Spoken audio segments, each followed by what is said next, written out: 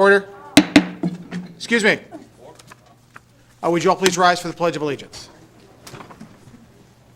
I pledge allegiance to the flag of the United States of America and to the republic for which it stands, one nation, under God, indivisible, with liberty and justice for all. Sounds so much better. After what, 16 months? Exactly. All right, we just actually had a study session, and we unfortunately we had to stop public comment in that meeting, and we had some individuals that were lined up. Can I get counsel from council consensus to be able to just move forward with that public comment from that last meeting to where we could finish their public comment or give them an opportunity because we just finished up that just minutes ago before we recessed for executive session. Yes. Any objections, council? That's Okay. that. Very good. Very good idea. All right, thank you very much. Thank you, Council President. It's not my idea, it's suggested by several council members.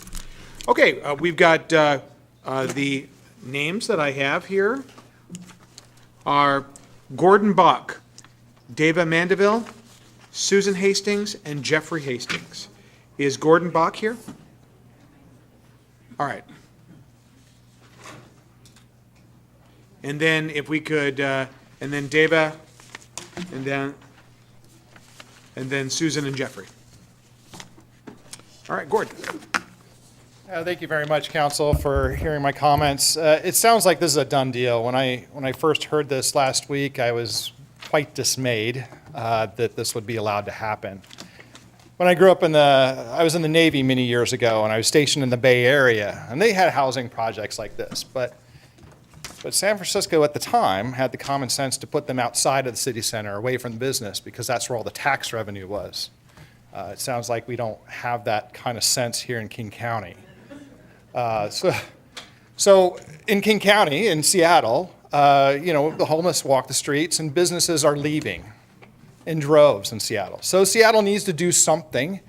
So they said, hey, let's buy some hotels and some in Federal Way and various communities, and we'll move them out there so hopefully the businesses will come back to Seattle. Well, that's not going to be so well for Federal Way. I've been here almost 20 years, and I like Federal Way. It's a great place to live. And I've always had hope for that mall, but this homeless encampment, you guys could pretty much kiss any sort of future development in that mall goodbye. So the reality is, really, what are you going to do, all of you, to help Federal Way economically? Because your tax revenue is going to dry up because of this stuff. That's you, and you, and you, and you, and you, and you. Nobody here wants this, okay? We're all for homeless, helping the homeless people. That's totally fine. But what we don't want is the crime, okay? So how can we solve that? And that's your job to solve that now. Thank you. All right, thank you. Mr. Mayor and Council, thank you for your time. My name is Dara Mandeville. I spoke before. They're not here. I think they left, so they can't answer our questions anyways. But yesterday I was on the way to a meeting, yesterday evening, about 5 o'clock, and I drove past Uptown Square. And right in the end corner, where just adjacent to where extended stay is, there are about 15, they were crowded in, but I would guess about 15 homeless individuals that seemed like they were up to no good, just kind of hanging out there. And so as I was driving, I started thinking about it, and I got to where I was going and talked to some other community members. And so today I took some time out of my day, and I went to that law office at the corner there. And they were, I could have told them, I could have had 3 heads, and I think they would have been less shocked when I told them about the extended stay program. Why is it such a secret? I mean, there's what, 70 people here? How many people are in Federal Way? 100,000? It just seems to me, as a business owner and as a citizen of Federal Way, that unless you know one of us or hear us ranting at Fred Meyer or wherever we are, it seemed like this is all hush-hush, and it's a big secret. And the article came out in the Mirror on the 2nd of August, and that kind of seemed like it was a done deal. but nobody will give us an answer. Is it done or not? Is it purchased or not? And when that gentleman answered, when Leo, and God love the poor man for being on the spot like that, but when he answered that question about not having background checks, literally my head, I mean, if I want to read books to kids, my mom is 72 years old. She's going to volunteer at the library to read to children because she needs something she has to do a background check. But these are people who are going to be literally, from me to these gentlemen, from hundreds of children. Many of them aren't from this country. They won't even look you in the eye because they're so intimidated by us. And you guys are allowing them to put these, first of all, at the neighborhood meeting, and I spoke to a couple people during the break, we all remember, and I'm going to go back and watch the recording, but we all remember it being adults and families that were going to be in this shelter. He made it very clear today that there was no intention of there being children, that this was adults only. So what are we teaching our kids? This is ridiculous. We can't allow this to happen. Thank you. Thank you. Susan, before you get started, this is Susan Hastings, everyone. Before we get started, I needed to do a very important piece of business. Our council member, our colleague, Councilmember Tran, was unable to be here tonight because of a family matter, but his absence is excused for purposes of the record, and we should reflect that in the minutes. Okay, Susan Hastings. Okay, so tonight, I had a misunderstanding. I thought this meeting was going to be later, and so I flew in the door, and I didn't hear everything that was said earlier, and I didn't come prepared with what I was going to say, which was my intention originally. So I'm just going to give you bullet points of questions that came up in my mind and comments to you, because you are our elected officials. You are the ones that we expect to fight for us. We don't expect for you to bow down and you know what? I've listened to online meetings to say that this is a great thing that Dow Constantine has done. It's shocking for me to hear my leadership say that. It is shocking. So I'm going to say this. If this is moving forward, what's the purpose of these meetings? Why are we doing this even? And you realize they said that their hope is to stop using substances, so they know there is a difference between homeless and addicted. Because I feel like that is used simultaneous, so then when we speak against the homeless, it sounds like we are against homeless people moving into these situations, where what we're saying is we don't want it drug infested. And perhaps we need to hear some of the success stories. They say they're going to have a good neighbor agreement. How about you do one and come back and tell us your success story before you move forward, instead of ravaging 15 communities? People in this room, are not an indicator of the approval of the community. They're just an indicator of the ones that have the time and are aware of what's going on, because most of the community does not. Okay, who gets top priority? No children. She already said that. What the heck? What the heck? Number 3, their vans do accommodate for illegal drugs. When you supply people with the means to use these illegal drugs, what do you think you're just giving them for toys to play with in the backyard? You know what they're for. That's number 3. Is there going to be building security? Do you expect one person who's like going to try and help them with their mental health to be able to control a violent situation? That is my question. In the 24-hour staffing, you have security there? Number 5, no criminal background check. That is reckless. They say that there's other things that are reckless. That is reckless. Number 6, they're going to transfer people if they don't work out here, so you're just going to give our problem to somebody else? I don't understand.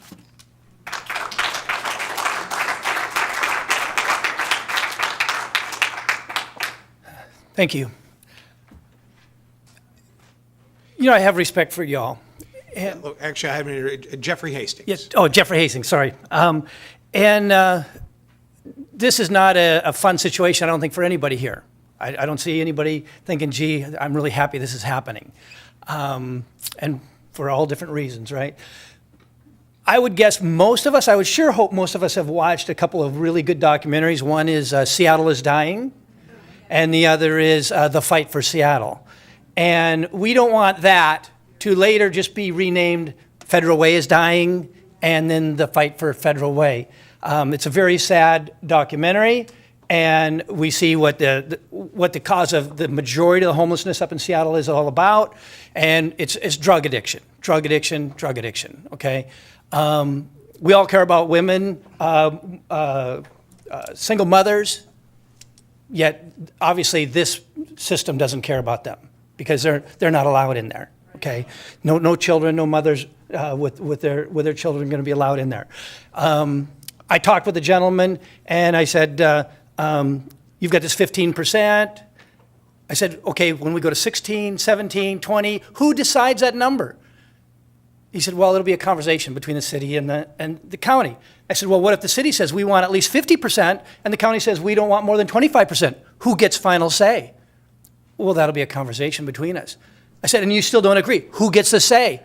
Well, then it'll go back to the laws and who owns the building and that kind of, in other words, we get to say, King County, okay? It'll come down to the laws and how the laws are written for rent apartments and all that stuff, right? So you don't get to say. I don't like that. I feel like you guys are elected for this community, to make decisions for what's best for this community. And they're coming in and saying, we will make the decision. You want your single mothers with children? We don't think so. We want these single guys here that are on drugs or whatever. It really bothers me that they step in here and tell you, you don't have any say in your own kitchen. I'm a believer. I'm a believer in Jesus Christ. I'm a believer in the Word of God. 2 Thessalonians says, don't even let those who are not willing to work think that they should eat. And yet, today's society says, not only should they eat, we should give them a $250,000 room, bedding, everything, take care of them, everything they need, because they just want to go off and do their drugs and do their thing. And I'm not heartless, believe me. I've got relatives that are on drugs. I've got friends whose kids are on drugs. I love them. I would hope they never get this opportunity because this is not going to help them. I really appreciate our chief of police here. And I think this is just going to bring more problems into the city. So, thank you. Thank you, Jeff. Okay, now let's move on to the normally calendar item. Thank you, everybody who participated in that prior hearing, and then we'll go on back to public comment during the calendared section for it. All right, the presentations, proclamation, Liberation Day of Korea, August 15th. We have Daniel Kim, president of the Federal Way Korean American Association, and former Mayor Michael Park, who's present. And I'll go ahead and, if you gentlemen can make your way to the podium, I'll go ahead and read the proclamation and then hand it to you. Mr. Mayor, I'm sorry. Apparently there are several people on the line still holding to make public comment. No, the folks that were here, we're going to do the public comment. Those folks, we're gonna handle during regular public comment. Okay? All right. Thank you very much for letting me know, though. All right, proclamation, Liberation Day of Korea, August 15th, 2021. Whereas the City of Federal Way and the Republic of Korea have developed a special relationship through the sister city partnership between the city and the city of Donghae, stimulating cultural exchange and economic advancement. And whereas Korean Americans in our community, region, and throughout the United States enhance our quality of life through their culture, businesses, and service organizations, including Federal Way Korean American Association, the Korean School of Federal Way, KOAM TV, Radio Hankook, and Media Hankook, and the only Korean TV, radio, and media companies in Washington. The state has the home of over 10,000 Korean American businesses, and whereas citizens of the Republic of Korea have immense pride in their native land, a pride that is shared by over 135,000 Americans of Korean descent living in Washington State, 85,000 in King County, and 15,000 in Federal Way. And whereas August 15th is Liberation Day of Korea, a Republic of Korea national holiday celebrating the end of 35 years of Japanese occupation in the Korean Peninsula and the culmination of World War II. And whereas the holiday also marks the establishment of the first Republic of Korea in 1948, a nation that has become an economic, social, and cultural leader regionally and internationally. Now, therefore, we, the undersigned mayor and the City Council of Federal Way, do hereby proclaim August 15th, 2021 as Liberation Day of Korea and recognize it as a celebration of freedom from oppression, Korean culture, and the immense value of the relationship between the Republic of Korea and the City of Federal Way. Signed this 10th day of August 2021, the Federal Way Mayor and the City Council.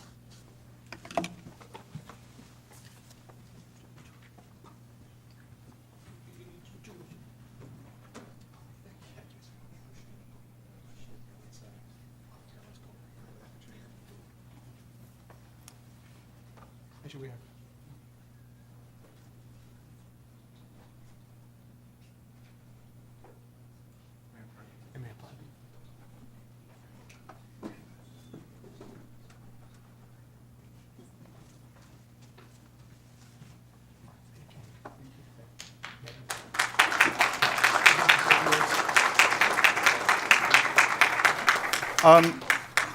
On August 15 is Liberation Day of Korea, 76 years now. On behalf of the Korean community, I'm honored to accept this proclamation of the 76th Liberation Day of Korea. Through these proclamations, City of Federal Way shows friendship to Korean community, and I appreciate it. I will announce this wonderful, remarkable proclamation and the friendship to Korean community. I'm so proud of being citizens of Federal Way. In addition, I would like to let you know that the Korean garden called the Hanuri Garden will be started construction from groundbreaking ceremony on August 28. And I'm looking forward to your continued support for successful completions. Thank you. Bye-bye.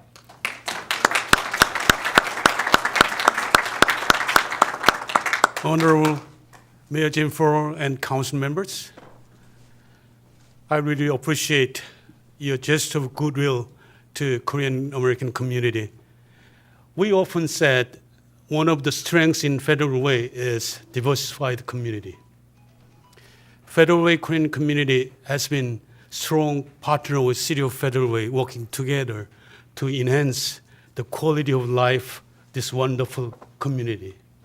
So as Daniel Kim mentioned, we worked hard to successfully groundbreaking August 28, the Korean Garden. Actually, 7 years ago, City of Federal Way Council approved the Korean Garden site south of the Celebration Park. But the park is accessibility too poor and energy is kind of slowing down. But last November, we received 20,000 grant Port of Seattle. So that ignites our momentum to building Korean Garden. And as you know, year 2000, I was mayor, we signed the Sister City agreement between City of Federal Way and City of Donghae, Seoul, Korea. It's been over 21 years already. So I already talked to Mayor Shim over there a few times, asking to support this project, asking City of Donghae donate Korean-style pagoda at the site. The site we're talking about is right in between Panther Lake parking lot and aquatic center, about 15,000 square feet wooded area. So hopefully, I would like to invite that ground opening ceremony in August 28, 11 a.m. So it's going to be a wonderful landmark within a few years. Thank you so much. Thank you very much.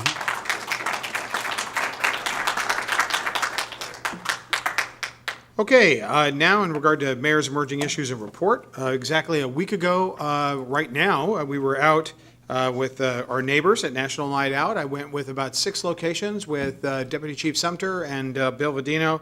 I saw a lot of folks out in the community. It was a great discussion. It was great to see all the firefighters, police, neighbors out communicating and really talking about our commitment to public safety and being better neighbors. So it was a great evening. We literally have changed the rules of the meeting dates of our meeting in August so we can accommodate National Night Out. COVID-19 report. We've got Deputy Chief Kyle Sumter.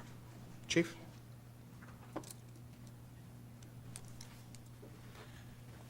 I prefer to start with good news. Good news is, even if you're vaccinated, you can wear a mask as much as you want. And within 50 miles of this location, there are more than 600 ongoing vaccination sites. Not mass, not pop-up, but ongoing vaccination sites. Little update on King County numbers that were posted this morning. First of all, total cases in the past 7 days. You recall that it's 250 cases per 100,000 to get us into phase 3. That was the scary part of June. Can we get below 250? We are currently at 122. So we're half what the expectation was to get into phase 3. Nevertheless, the low was 17 on June 28th. So it's a pretty steep increase here in just the last few weeks. Nevertheless, compared to 250, we're doing great. New hospitalizations in the past 7 days, 3.2 per 100,000 right now. You recall that the phase 3 threshold was 5, so we're a little less than that. The low on July 7th was 1. So we've gone from 1 to 3.2 in just a few weeks, in about a month. Current hospital beds. Now, unlike what you're seeing on TV in places like Louisiana, in King County, current hospital beds occupied by COVID patients is under the target of 10%. Currently, 6.1% of hospital beds in King County are occupied by COVID patients. Deaths per 100,000, flat or decreasing. That's a good number. The target, therefore, is met. Now about vaccinations. Vaccination is, of course, open to everybody 12 and older. And in King County, the vaccination rate for 12 and older is 76% fully vaccinated. That's a great number compared with counties elsewhere throughout the country. But the vaccination rate in this zip code of 98003 is 61.5%. So if there's any work for us to do, it would be encouraging our neighbors to get vaccinated. If you're looking for one of those ongoing vaccination sites, you can Google vaccine locator, WA. Enter a zip code and you will get dozens of places that are within a couple of miles of your home. And that's our update. All right. Thank you, Chief. Okay, upcoming events. We've got a movie at Town Square Park this Saturday, the 14th. The movie is called Onward. Hope everybody can make it. Bring chairs. We'll bring refreshments. And I really want to thank the Parks Department for, thank you, Jason, and your team. The first one went really well. And it was, what was the name of it again? Aladdin, thank you. Aladdin, yes. It was, it went very well. We sat down on my 14-year-old, as soon as we sat down, as soon as we sat down and started watching the movie, he goes, tell me this is not a musical. So he got used to it. So it was fun. So we're looking forward to Onward. I hope everybody can make it, about 8:45. All right, we've got the 9/11 flag dedication ceremony on Saturday, September 11th at 1 p.m., Town Center Steps.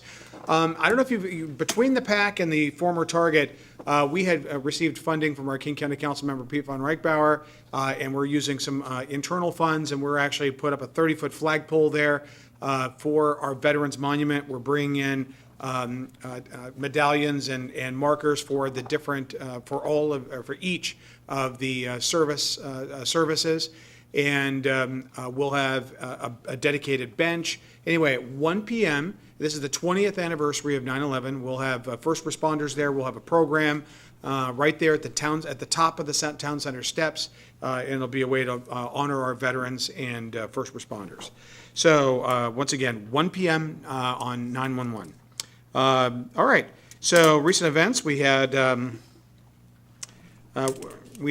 Black African American Community Quarterly Meeting on July 21st. We had the Kiwanis Salmon Bake on 7/23, and the Fusion event was last Wednesday, over at Dumas Bay, and it was a very successful event. So it was great to see that. Okay, council committee reports. First, we've got Parks, Recreation, Human Services, and Public Safety. That's Councilmember Coach. Our meeting for the month is canceled, so our next meeting will be in September. But I'd like to take a quick minute, as long as Mayor Park is still here, to talk about when I was there with Mayor Park at Donghae, and he was the mayor and I was the deputy mayor. And I want you to just picture, well, we had this long trip up through by the DMZ up to where Donghae was. I want you to picture a room about this size, wood paneled, with many, a horseshoe table with a lot of men in black suits on Korea, and TV cameras. And this is the signing of our sister city agreement between Donghae and the city of Fedway. Well, they're not used to female, at that time, 21 years ago, elected officials, so they thought I was his assistant. Right, so I'm not shy. So when all the men were done talking, Mayor Park graciously said, "Is there anybody else who would like to say something?" And I stood up and I said, "Well, yes, I would." So I stood up and everybody was a little, "Oh, no."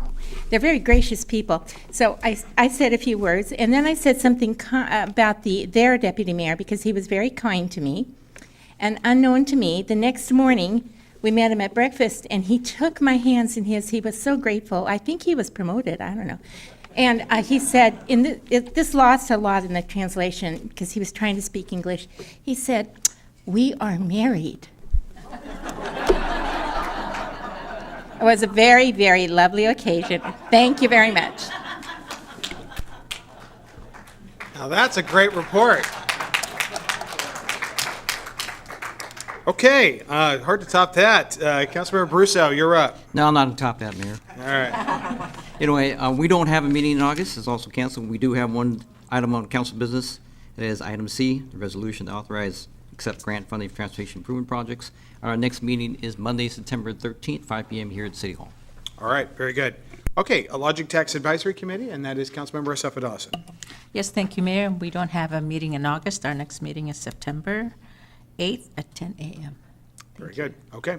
And for our regional committees report for the Public Issues Committee of the Sound Cities Association, Councilmember Moore. Thank you so much, Mr. Mayor. The meeting has been canceled for the month of August, and the next meeting will be September 8th at 7 p.m., most likely held virtually. Thank you. Very good. Council President Honda, for your report.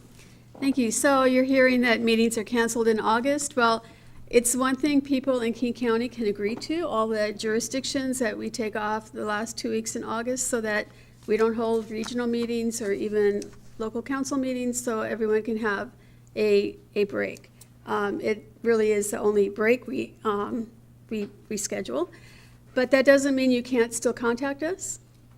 We still have our phones and our iPads, and we still want to hear from you, so please don't stop contacting us just because we're not having meetings. And looking forward, September is generally a really busy month for all of us, and we're looking forward to getting back to our committee meetings in September.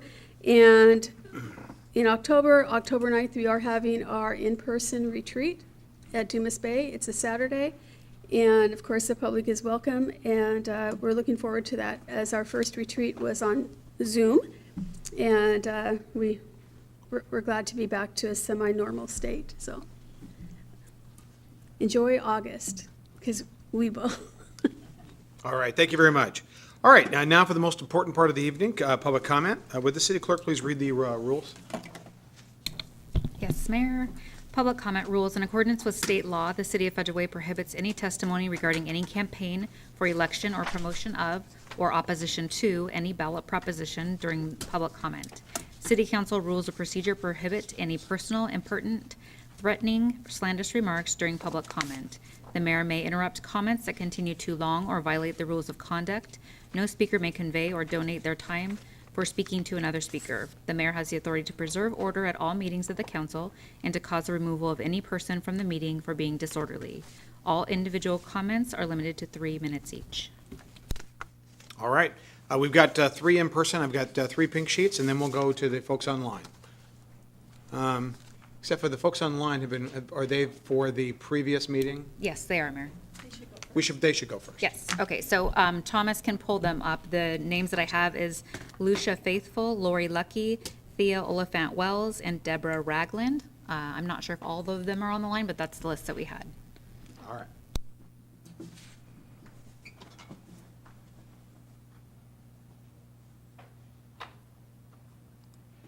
All right, so who do we have first?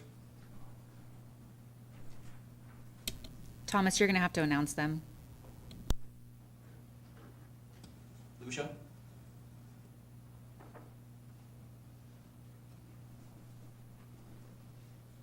Lucia, can you hear us? She's still muted, Mayor. She had a phone where she would push *6, or is there another? Lucia, you have to hit unmute. If you're on a phone, it's *6.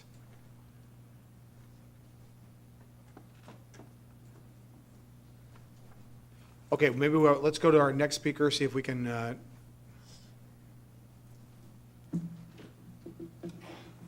would be Thea. Thea? All right, Thea, the floor is yours.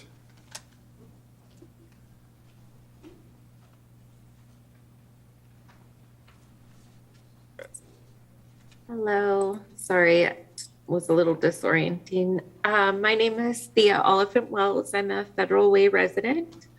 I'm also a formerly homeless person and also a social worker by education and background.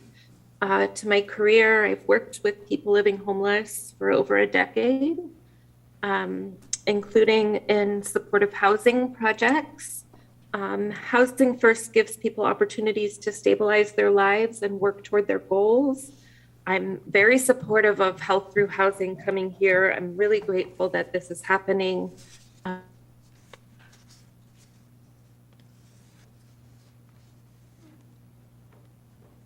Thea, we lost you. She muted herself again. I set something on my space bar. I'm sorry. I don't know where you lost me. As a social worker, I've worked with hundreds of people trying to help them access care, mostly for substance use disorders. And people have a very difficult time getting into care and staying in care when they don't have a home base.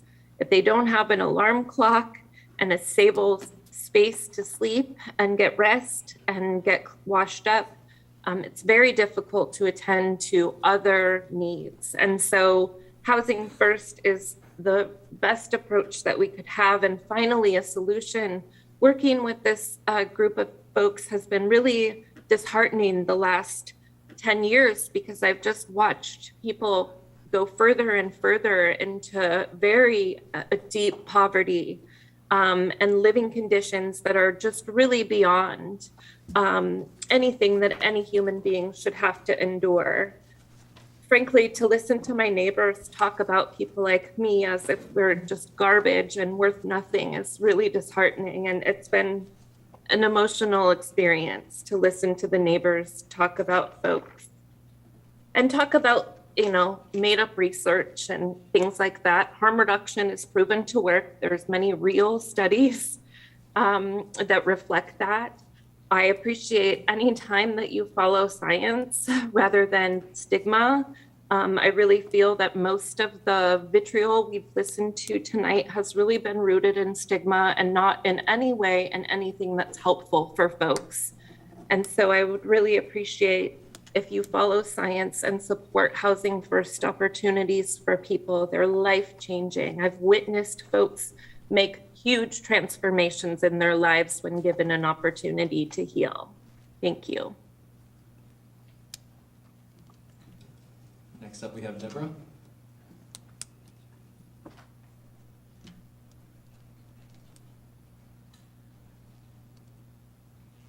Deborah, can you hear us?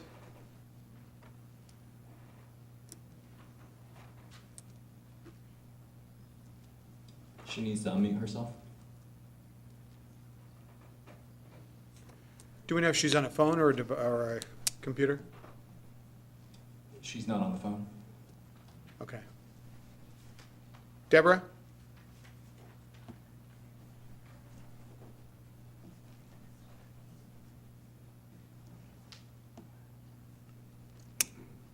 Okay, let's go to the next. Maybe we can go back to Deborah and the first one. We can try Lucia again. Okay.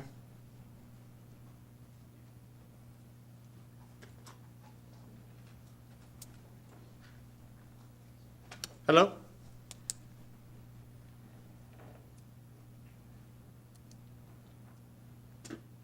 Okay. Should we try Thea one last time? Oh, that was Thea. Who was? Oh, Deborah. Deborah. We have Lucia on the phone. Okay, great. Musha? She's on the phone. She needs to unmute. That's *6? Correct.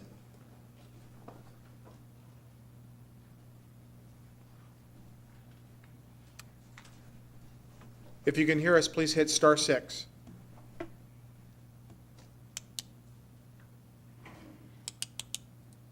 Gosh, they've been waiting so long, you guys. I feel bad.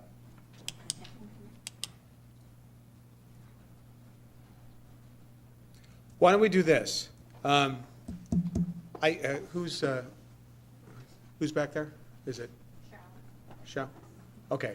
If we can get them back on the line where they can get this working, we'll interrupt whatever we're doing to hear from them. Okay? So let's do that. Let's see if we can get them on the line. See if we can work out the kinks, and let's go back we'll start doing the in-person public comment, and then but if we can hear back from Deborah or Xiao, then we'll. I do also have 5 letters to read into the record from the special meeting. We'll do the At letters the when end. we're all done. Okay, sounds good. Okay, thank you. Okay, I've got 3 public comments. The folks that are present: Bob Derrigan, Betty Taylor, and Cheryl Hurst. Bob, the floor is yours.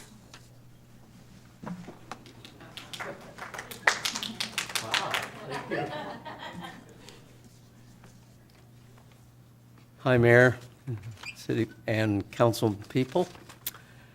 On the lighter side, okay?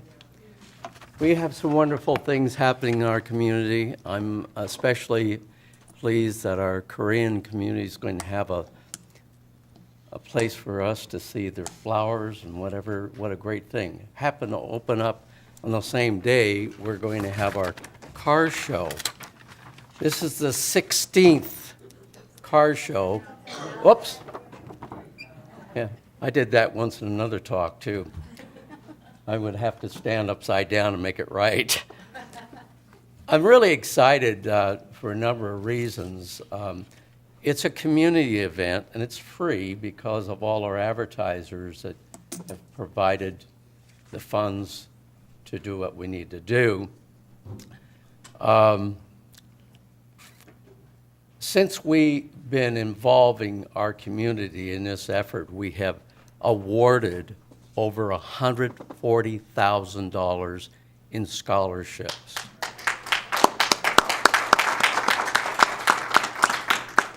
That's a community that's come together to do a good thing. And we're very, very, very pleased with what's happening. This is a record year for us in that we started out with 24 categories. Oh, guess what I did?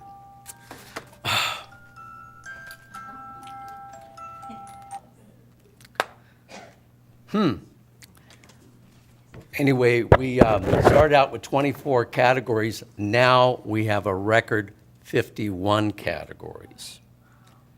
And each one of those categories are worth at least $150. 3 of them are worth $1,000.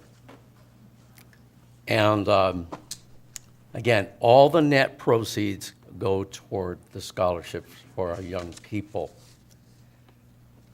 We will have a container there. We'll ask the public to bring non-perishable food, and we'll provide that and bring that over to the multi-service center. There's so many great things that are happening with this wonderful event. We want to invite the public to join us, and we have close to 200 pristine cars there of all kinds. So you will be entertained, and I know you will enjoy it. But thank you for this opportunity, and we have an incredible community that I'm very proud of. Thank you, Bob. Can you give us the date one more time? Oh, I'm sorry. It's the 28th of Saturday. August. It runs from 9 to 3 in the afternoon. Okay? Did you say you were with the Lions Club? Why would I say that? Because you should. Well, you already said it. Thank you. Very good. Thanks, Bob. All right, it's one of the great, whenever I see a great car, Bob, just to let you know, whenever I see a great car around town or in a driveway and I'm talking to somebody, I tell them about this car show and to reach out to you guys to make sure, because there's some amazing cars around our community. All right, thank you so much. All right, Betty Taylor.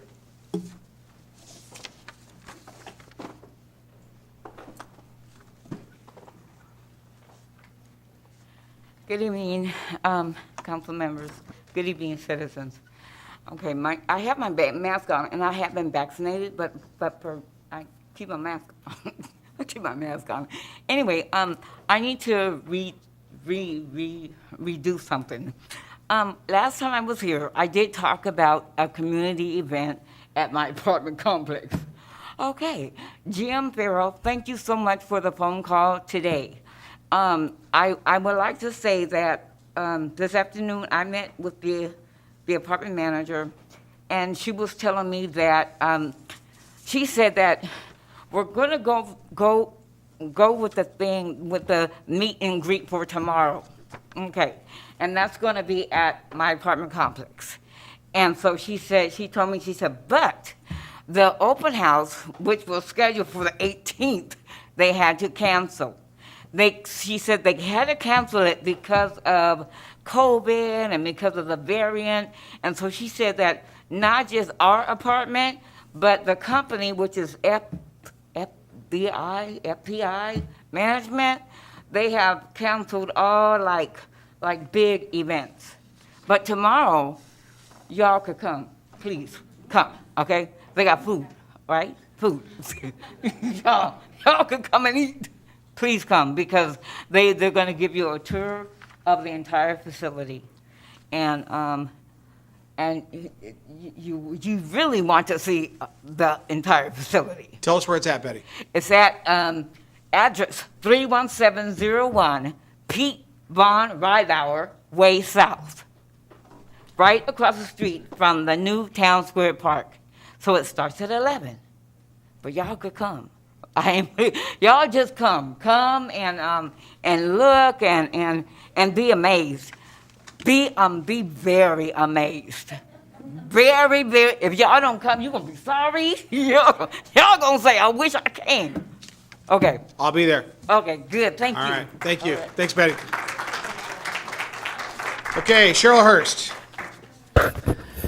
Good evening again. I will try to be as brief as possible. It kind of all started up a few months ago where people started seeing, the stand-up group, what's going on with them.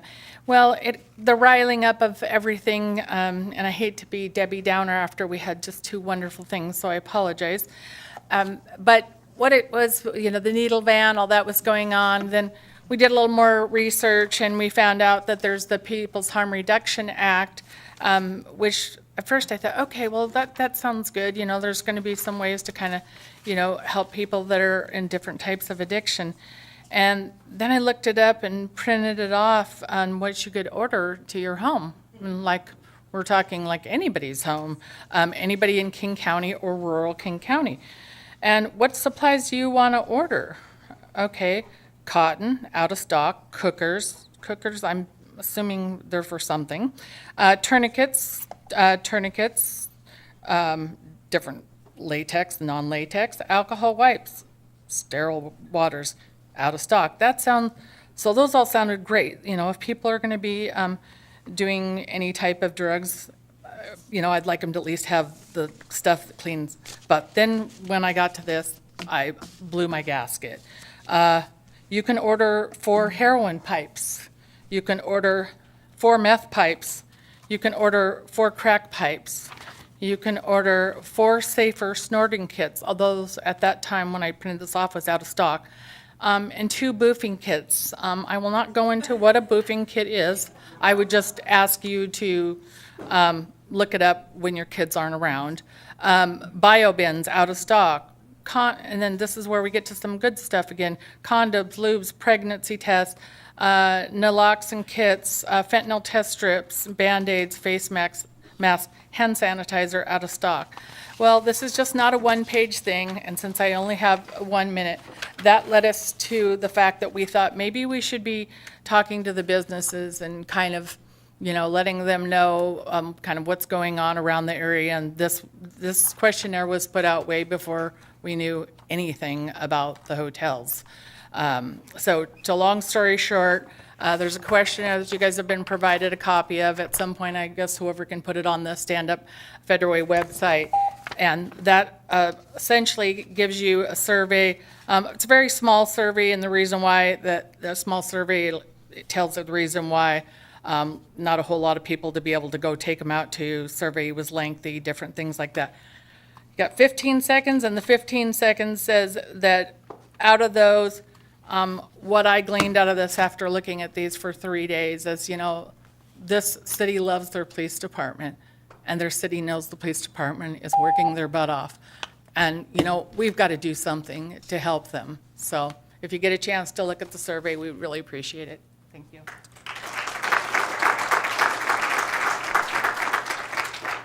Okay, now it's time for the letters. Please. We do have, I know, at least one other person on the line for the regular meeting. Did you want to do them first? Yes. Who signed up just for the regular meeting? Okay. It's Chris Navarrete. Okay. Thomas, is he on the line? Yes, I'm here. All right, Chris, the floor is yours. You've got 3 minutes. Thank you. Good evening, members of the council. My name is Christopher Navarrete, and I would like to speak about hazard pay for grocery workers. As the citizen who originally brought this issue up, I would like to take a moment to thank the council members who voted to implement hazard pay. I would particularly like to thank council members Moore and Baruso for initially reaching out to discuss hazard pay, as well as the mayor for working to find a compromise that fits everyone's needs. Every council member who voted yes for hazard pay took a principled stand that they support workers during this pandemic. I am asking you tonight to extend the ordinance because the reality is the risks still exist. Despite county health suggestions that vaccinated individuals go back to wearing their masks, countless customers come into Fred Meyer unmasked. As a parent to children who are not yet old enough to get the vaccine, it is terrible to once again have to deal with the concerns for the risk to my family's safety. The Delta variant is more contagious and more severe than past variants of COVID. And new research shows that vaccinated individuals are at risk to spread the virus even if they are asymptomatic. The region of Federal Way, Auburn, and Kent has the lowest rate of vaccinations in the county, with only 64% of those eligible having received the shot, according to county health. This fact, coupled with new, more laid-back masking policies, is enough to warrant a condition of hazard pay. This council has done the right thing and stood with workers once before. I am asking you to do the same again tonight. I just want to thank everybody for their time, and I just also would like to add really quick that this has taken a toll on a lot of the people that I work with, including myself mentally. It's not something that is easily to shake off. Even when you get off of work, when you come home, you still think about it, and it's still there. And it's It's just something that I want everyone to just look at and be aware of, and please make the right choice. But once again, thank you guys for the time to speak tonight. Okay, Mayor, I think Thomas is trying to dial in Lucia. Since she couldn't unmute herself, he's going to attempt to dial her, and then I think we're going to try to get Deborah also on the line. Yeah, we are calling her now. Bear with us one moment while we get her connected.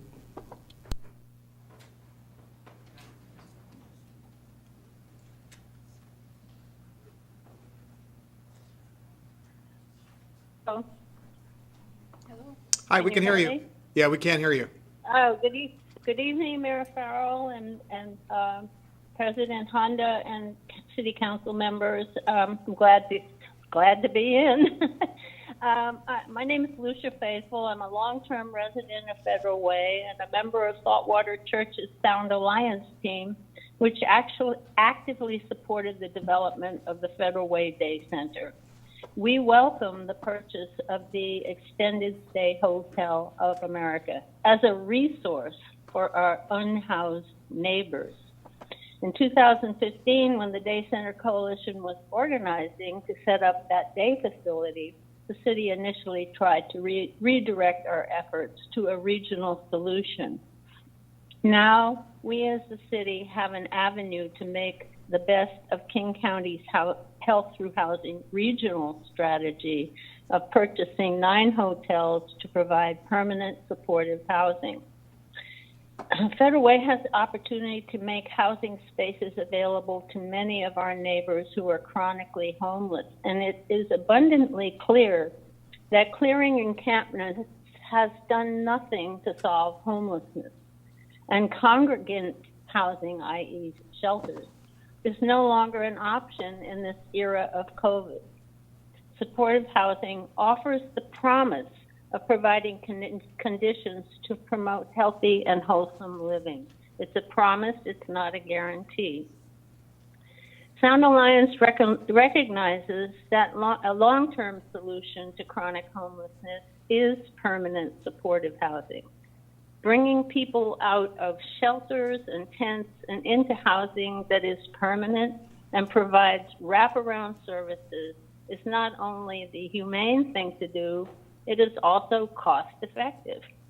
Countless studies have proven that it significantly saves taxpayer money compared to the current system of expensive emergency response.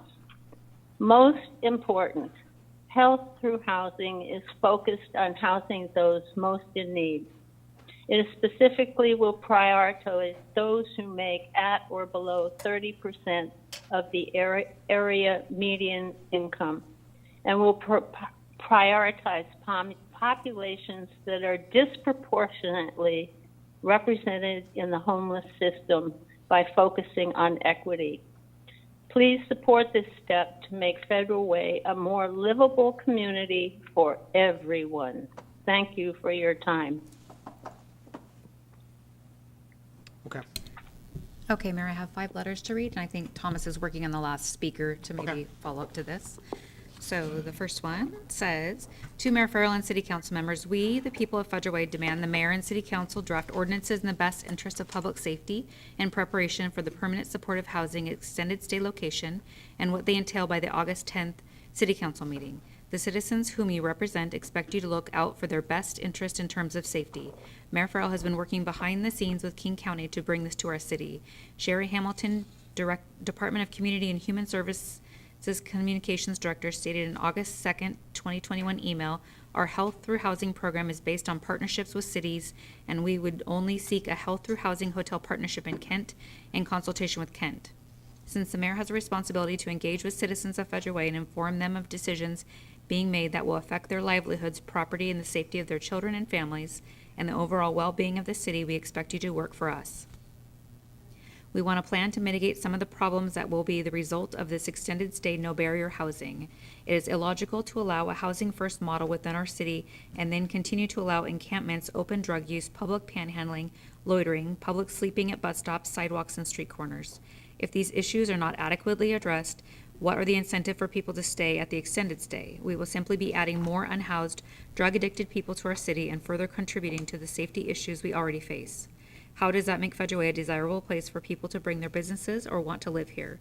We propose the following. 1, implementing and enforcing a ban on public camping, including sleeping on benches and at bus stops, right-of-ways, sidewalks, and parks. This includes tent cities on Federal property. 2, implementing and enforcing bans on public use of illegal substances and public intoxication. 3, creating and funding a homeless services coordinator position to connect the homeless to appropriate services. According to RCW 35A 12-100, duties of the mayor include that he or she shall see that all laws and ordinances are faithfully enforced and that law and order is maintained in the city, and shall have general supervision of the administration of city government and all city interests. Many Federal residents and business owners do not feel safe or that there is law and order in our community. We are looking forward to hearing your proposed ordinances at the next city council meeting. Thank you, Sarah S. Nelson, representative with Stand Up Federal Way.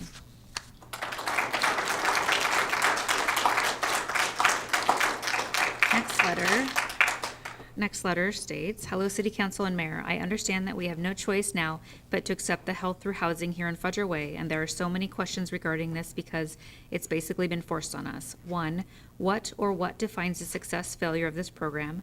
2, what are the rules of residing in these facilities? Who enforces the rules? 3, who is protecting the people living in these facilities? 4, who is protecting the neighborhood apartment complex on 320th Street? 5, what can we find incredible data on success of these programs? 6, what kind of ordinances does the City of Federal Way have around these shelters? 7, who decides who gets these units? Are there any requirements for treatment if drug addicted? I believe the citizens of Federal Way have been forced to deal with this situation because no one wants to stand up to King County. It's King County who's responsible for bringing the needle van to Federal Way. We all know what a mess that program has turned out to be. Do you honestly think that any of the homeless drug addicts running rampant in our city have any thoughts of getting clean and sober? I think there are people at this meeting right now who can tell you the numbers of them who actually want treatment, and the numbers is relatively low.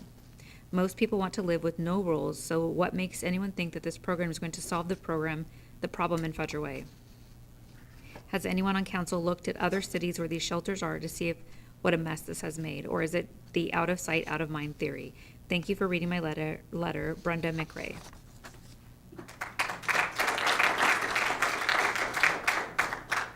Next letter. To the Federal Way City Council, I am writing to support the purchase of the Extended Stay Hotel by Health Through Housing program. There's a housing crisis in King County, and too many families are a paycheck away from not having a home. When a family loses their home, it affects every part of their life, and it affects children most of all. Having a regular place to stay is vital for these families. Federal Way can be a leader in King County in helping these families. I encourage you to approve the purchase. Sincerely, Barbara Miller, Moderator, Wayside United Church of Christ. Next letter. Dear members of the council, I write this email to ask that you give your support to King County Health Through Housing plan for Federal Way. I think that it's important to outwardly give my support now, especially as I've seen the negativity and vitriol from the opposing viewpoint online and at public hearings. I'm a middle school teacher here in Federal Way and an active member of my church as well. Providing housing and health support for our homeless population is not only the right thing to do, it will continue to make our city safer. There's a saying that nobody gets their life back without living on the streets. The Health Through Housing plan gives people a chance to get their lives back together and become healthy, contributing members of our community. I ask that you support this plan for Federal Way. Thank you, Sam Rice. And last letter. As a person of compassion, I have been concerned about homeless people and society's growing problem with homelessness for years. As a Washington State licensed mental health counselor, I have known and worked with many people who are homeless or very close to losing their housing. I also recognize that this is not a problem that will be solved with more jails or even more hospital beds, and we can't just push the homeless to other communities and pretend that it's someone else's problem. Each of these people have their own unique personal story that led to their current situation, and most homelessness is caused by situations out of the person's control. Healthcare costs are one of the biggest causes, and most of us are just one serious illness or injury away from bankruptcy or becoming homeless. I also recognize that many people associate the homeless population with crime and general deterioration of a neighborhood. Again, jails and just shooing homeless people away doesn't solve the problem. In fact, it often exacerbates the problem. Getting homeless people into safe, comfortable living situations and providing them with support services is an important step in the right direction. I strongly encourage you to support the King County Health Through Housing Programs plan to purchase and transform the Extended Stay America Hotel and converting it to supportive housing. Thank you for your attention to this matter. Respectfully, Archie Levine. That's all the letters I have, Mayor. I just forwarded you a letter that we received from Joshua Fike that the council received at 2:43 PM today. If you could read that into the record pursuant to his request, it was received by the full council. And then there was, I'm trying to find the one that was sent on Saturday from Sunday, from the Hoarder's Attic. Let's see here. Do you want me to read this one while you're looking for the second one? One sec. Yes, please. Okay. This one that you just forwarded says, "Hello, I would like the following statement to be read for the record for public comment at tonight's meeting. My name is Joshua Fike, and I have considered Fedgeway my home since 1990. I support the Healthcare Through Housing initiative. Homelessness is a regional issue, and every city in King County needs to have services within their city limits to address homelessness and housing insecurity. The solutions we have tried over the last 20 years are not enough to combat our homelessness crisis, though it is important to note that they have worked for many people. Likewise, housing first models like this will not work for everyone, but it will still work for a lot of people, and so we must support it. We need to have many tools in our toolbox to address homelessness, and similar programs to healthcare through housing have worked in many other cities. I worked in data analysis for Medicaid programs, and one of the things I learned is that programs like this reduce costs for the taxpayers because the people who participate will stop going to the ER for all their medical needs and start seeing a regular doctor, which is a lot cheaper. Providing housing first is more cost-effective and more humane. Thank you, Joshua Fike." Okay, and I just sent you one from the Hoarder's Attic Thrift Shop. That was sent to the full council on Saturday. Oh, and that was today, right? Okay. All right. We're sending you some more. Okay. There's another one too I've got to send you. Great, okay. Dear Mayor Farrell and City Council members, I request the following to be read during public comment on August 10th, 2021, City Council special meeting pertaining to City Council, or King County Health Through Housing discussion. As a longtime member of this community, I do not want to see King County bring this project to our city without a path to treatment as a condition of staying in the facility. I am also not for the county having armed security on the property and only being staffed by what the county considered trained staff. I feel that this council has an opportunity to control the narrative on this project by use of city code amendments or new code that address the safety of the city residents, businesses, and city. Codes that would ensure that the county would not allow any drug use on the property, that housing like this require treatment and a path to more permanent housing.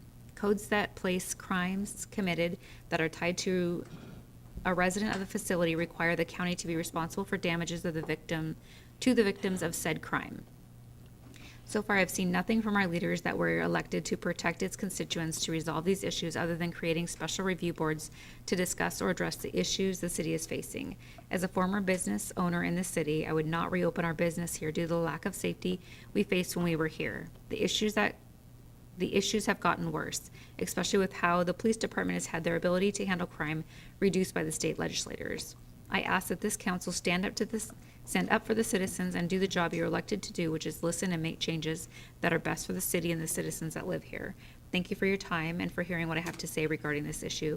Best regards, Michael Kanish, Infinite Concepts LLC.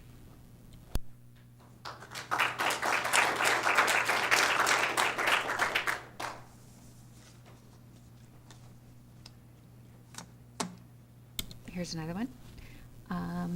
Dear Mayor Farrell and City Council member and Mr. Floor, I am pleased with the plan to purchase the hotel in Fudger Way has moved forward. Thank you. Every day when I see homeless people in our community, I hope that someday soon they will have a place to live and an easier life, and the community of Fudger Way will be proud of their accomplishment. With gratitude, Lana Bostic.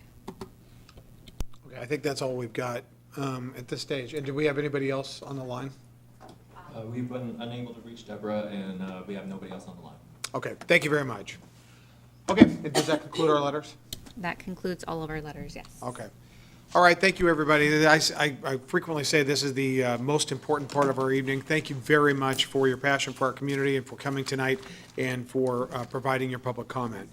Now, we move on to the consent agenda. These items have gone through council committee. It can be passed all at once. After I read all of them, I'll ask the council whether a council member would want an item pulled for separate consideration. Under 5A, the minutes for the July 20th, 2021 regular and special meetings. B, accounts payable vouchers for 6/16/21 through 7/15/21, and payroll vouchers 6/1 of 2021 through 6/30/2021. Item C, monthly financial report, June 2021. Item D, tourism enhancement grant recommendation for July through December 2021. E, Federal Way Community Center slide removal, request for bid. F, Steel Lake Shop video security enhancements, request for proposal. G, Police Gate replacements, City Hall, request for bid. H, Avalon Safe City Server RFQ Award. Council, are there any items out of A through H you would want pulled for separate consideration? Hearing none, Council President Honda, do you have a motion? I move approval of items A through H on the consent agenda. Second. It's been a motion and a second. Is there any discussion? Hearing none. All those in favor? Aye. Aye. Opposed? Matters passed unanimously. We're in 6A, settlement agreement with Hillside Plaza LLC. First, we'll get a staff report from Ryan Call, our city attorney.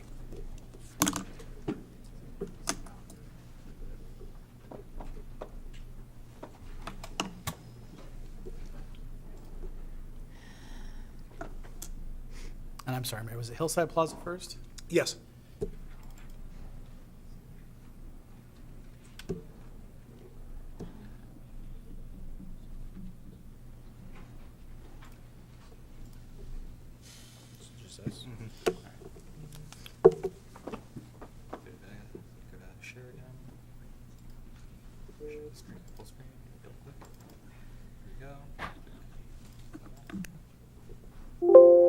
Okay. Good evening, Mayor, Council President Honda. It's been a while. And members of council, I'm here tonight to ask council for authority to settle the lawsuit of City of Federal Way v. Hillside Plaza Associates LLC.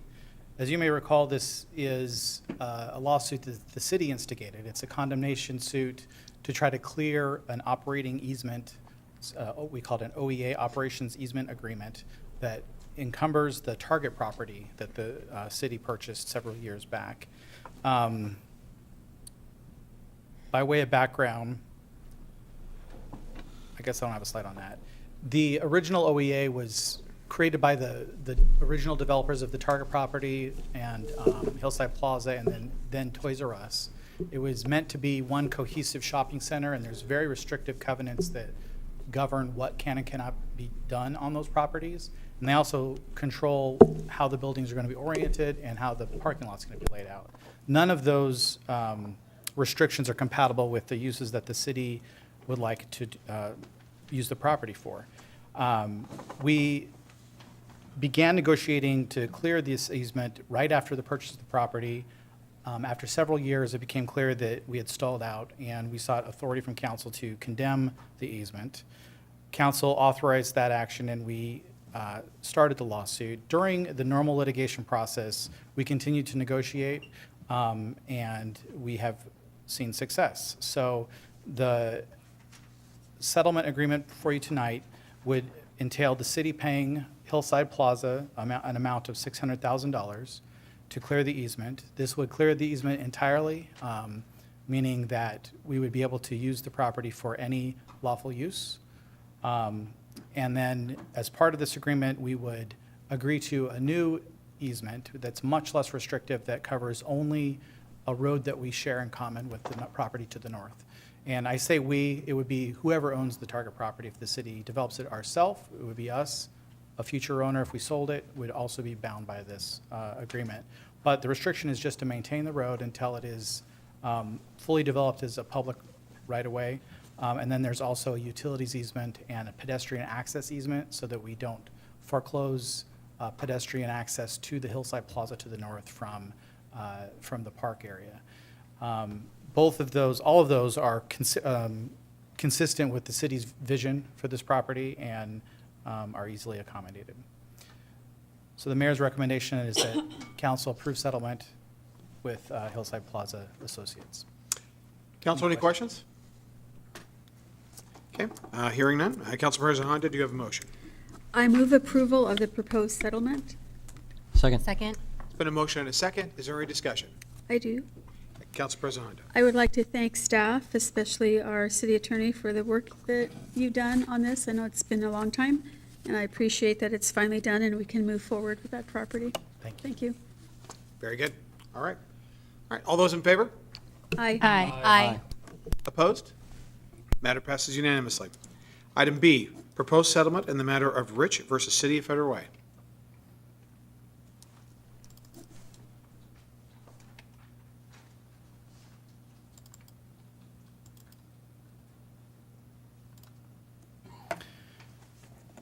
Good evening again. This next matter is also a proposed settlement in a lawsuit. This is a matter that was filed against the city. It's entitled Rich v. City of Federal Way et al. We are actually co-defendants in this case. This case stems from a traffic accident. A minor child was struck in a crosswalk owned by the City of Federal Way on First Avenue South. The child suffered a compound leg fracture. It looked very serious. It was a serious injury, and it looked much more serious at the time of the injury. The child was transported by helicopter to Harborview Hospital, and the medical bills were quite high. This is over $100,000. It was actually $118,000 in documented medical bills. The driver of the vehicle, who no doubt has some liability in this matter, had the minimum state-required insurance. So not a lot of people know that when you get the minimum, the cheapest, I should say, car insurance that is offered by your insurer, that's the state minimum required by state law.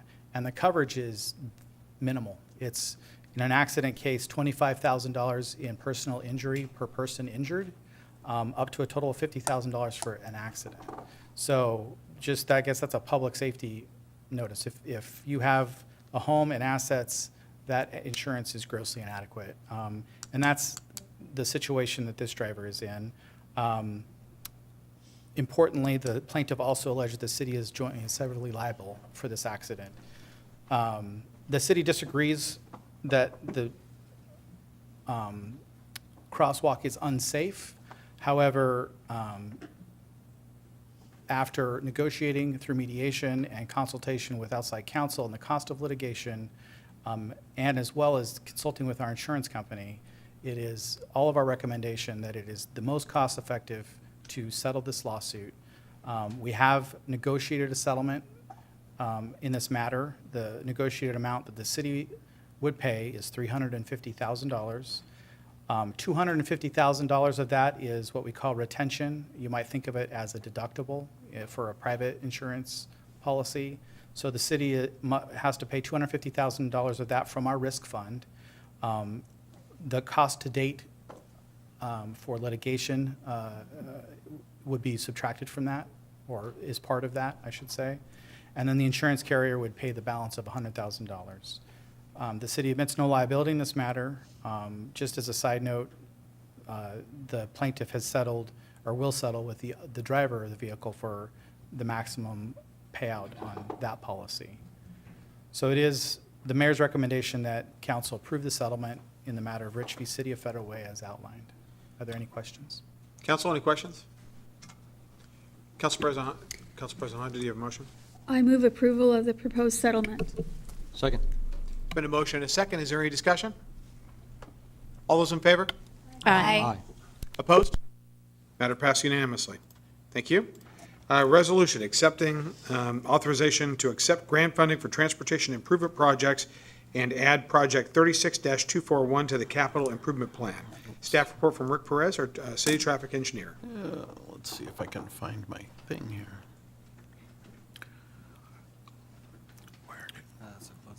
Okay. Share screen. Share screen first. Go here. Double click. All right. These presentations. Should be. I'm not seeing it. Oh, here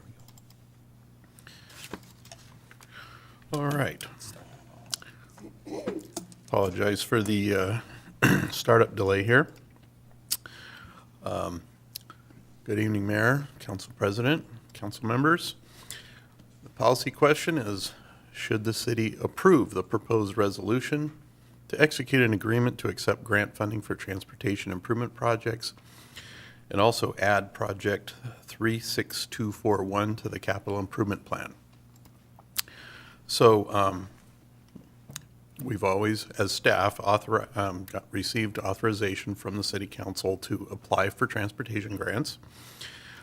In order to receive those, the council must pass a resolution and commit to the matching funds. Council must authorize new projects currently not listed in the current approved budget. Projects that are receiving grants include the following.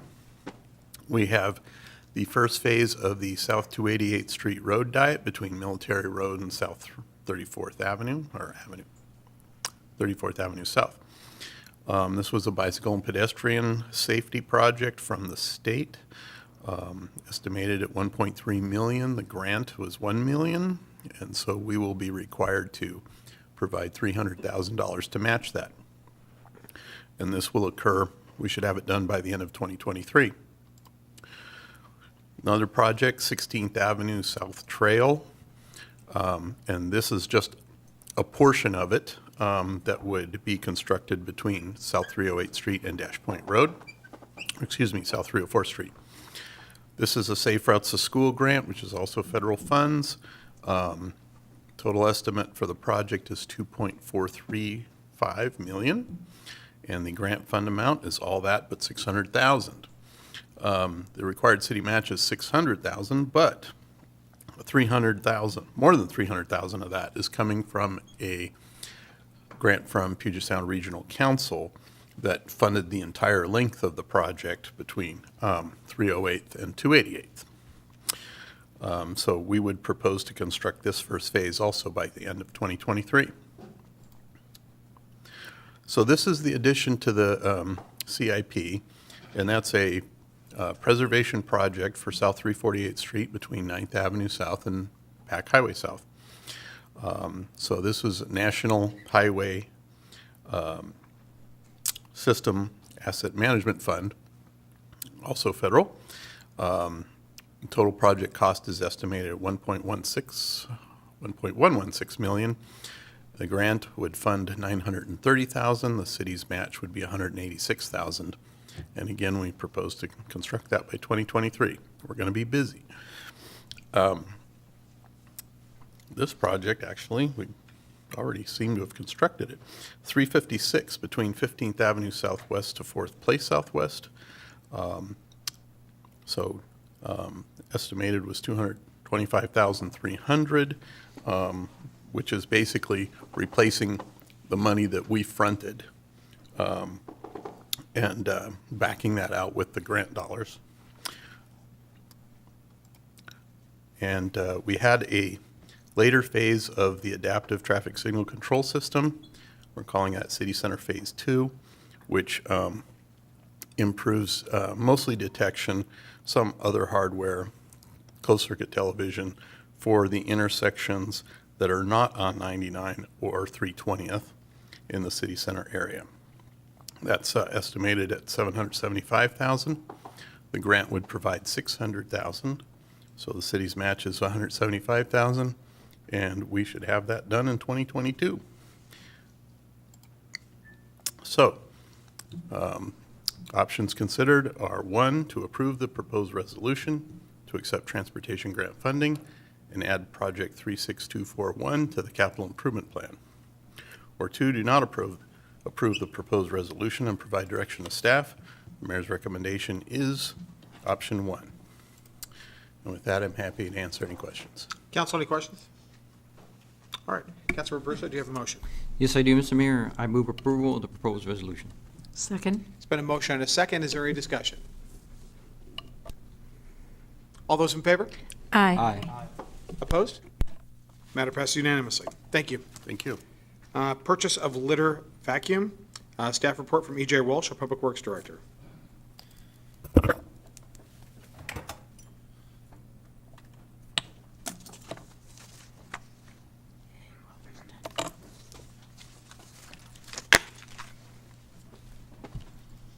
Evening, Mayor, Council President, members of council. My name's E.J. Walsh, and I'm going to phone a friend on how to share this from here, apparently. Bottom right arrow. Double click. So as background, we are going to share the background for the next 2 agenda items as one, the same way we did at FedRec. That way, we don't have to have the same verbatim presentation twice for you. So I am here. And I should read that just so everybody's aware. Item E, staffing of public works maintenance operations. Go ahead. And then at the end, we will, we can proceed and discuss them both individually, but in the interest of saving time, I didn't want to repeat the background a second time. So the 2 policy questions are on the screen before you. The first is, should City Council authorize staff to purchase a litter vacuum for a price not to exceed $90,000 using unallocated Public Works Surface Water Management Operations budget? It's a mouthful. The second one that the mayor just read is, should City Council authorize the creation and transfer of 1 existing litter control position to operate out of the solid waste utility, which is Fund 106, and the creation and transfer of 1 existing litter control position to operate out of the arterial street account, which is restricted account Fund 102, and backfill the 2 existing positions within the streets account, which is Fund 101.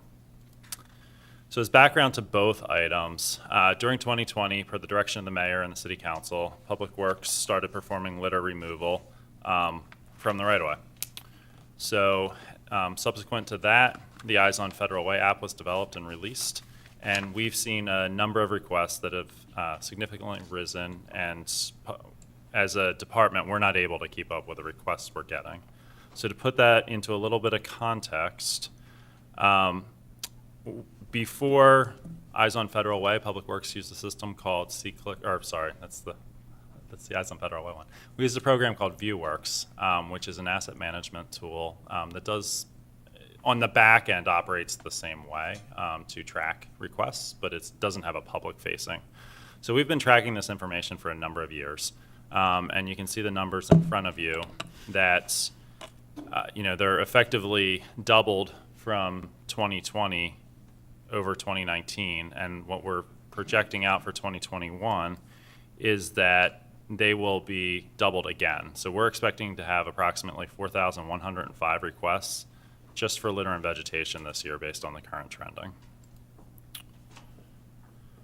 So prior to implementing the program Eyes on Federal Way, we did review with other local cities, and this was one of the questions that came up during FedRec, and it came up previously, that had implemented either this software or similar, and we did expect to see somewhat of an increase. The fundamental question that that came to light when we were talking to the other cities was, what is our city's, Federal Way's, expectation to maintain the level of service based on abatement, hours of material removed, or the level of response to citizens? So what that looks like is 3 separate scenarios. We know how many literally tons of trash we were removing before Eyes on Federal Way was implemented. If we keep that ratio the same, we keep removing the same number of pieces of garbage from the street, there's no impact on the staff requirements. But that also means there's no ability to address any increase from the residents or the community. So that's kind of one line. Number 2, the second option that came out of that, before 2020, our Public Works level of service standard was to address 80% of the requested community concerns within 48 hours, knowing that there's some that's just not possible. Like, there's some requests that come in that take more than 48 hours to do. So that equates to maintaining 20% of the total requests open. When we scale it up, 20% of the larger number effectively means we have more requests that are open, but we're maintaining that same level of service. And then the third option was basically to assume that we would address the full increase in the number of requests, so that 20% would stay the same number, not increase proportionally. So the number that is actually open, with the numbers I shared before, would have been about 5%. So we did look at what the staffing was for that, and ultimately, it was decided to move forward with option one, which was to implement it and continue maintaining the same amount of garbage we were taking off the road. Don't change the level of service as far as a metric of how we were operating. So that's what we did. The part that we did not hear from the other cities that caught us a little bit off guard was the community's expectations around the program. And this is the area that was not anticipated. It didn't come up when we talked to any of the other cities. And to put that into context, historically, we would receive a follow-up call if, whether it was a mattress on the side of the road, a tree that was down, you name it, we would receive a second call from someone 5 to 7 days after an initial report from that same person. Currently, we're receiving follow-ups in multiple formats the next day, and that's become the norm. And you know, we're receiving a lot of, whether it's phone calls, whether it's people stopping into City Hall and saying, I submitted this last night, why isn't it dealt? And I shared one example at the FedRec meeting that happened the night before, that someone submitted something at 12:30 a.m. on Sunday and then called our staff before 7 a.m. Monday morning wanting to know why we hadn't gotten to it. You know, so we're not 24/7. So that expectation of the community has gone up as well. What that's meant is the response time to litter requests has more than doubled. Our response time to non-litter requests, so vegetation primarily, has more than tripled.